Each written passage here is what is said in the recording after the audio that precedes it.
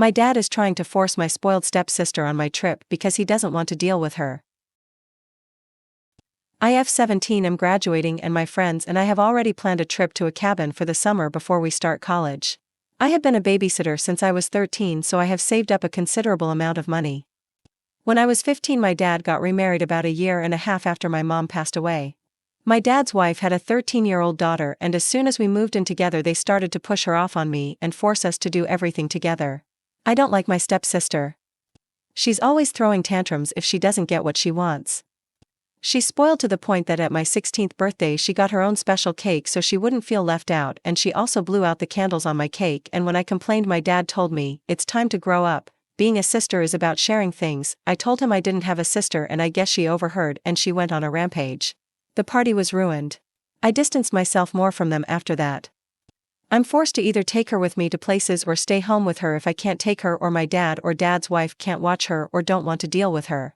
Imagine everything that I said she does with my dad and his wife on to a 15 to 17-year-old me.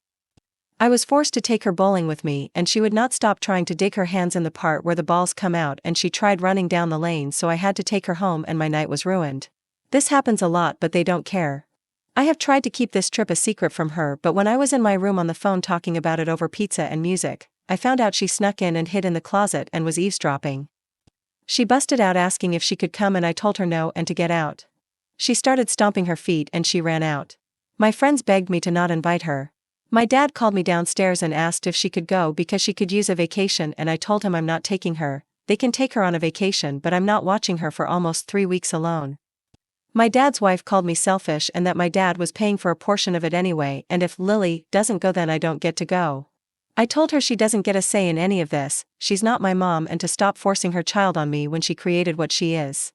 Lily starts yelling at me about not being a big sister and I don't want to spend time with her. I snap and tell her I don't. She ran away crying and my dad said he won't pay for the rest of my trip if I don't take her. So I told him if he does that I will not be talking to him anymore, nor will I forgive him for it. He said I'm being dramatic and she isn't bad.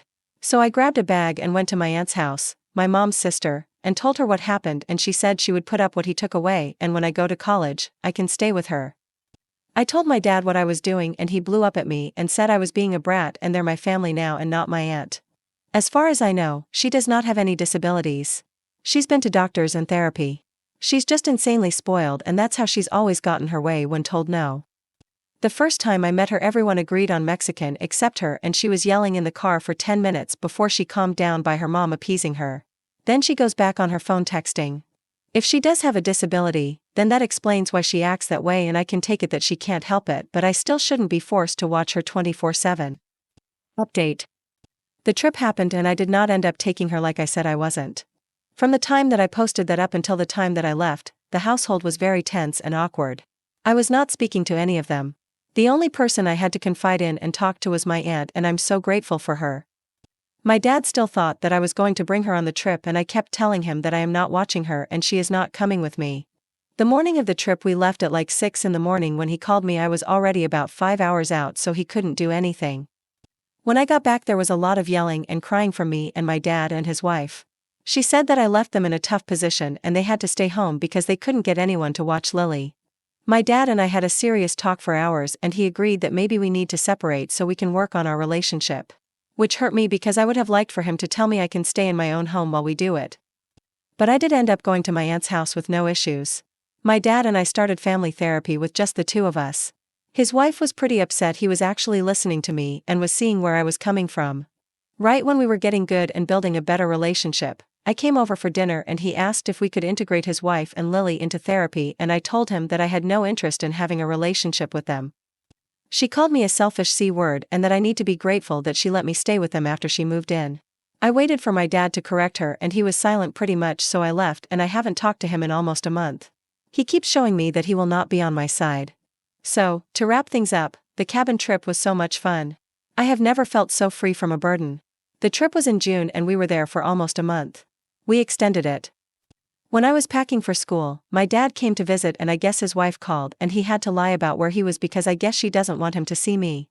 So I told him, we don't need to have contact right now or continue therapy because it's clear which part of his family he cares more about.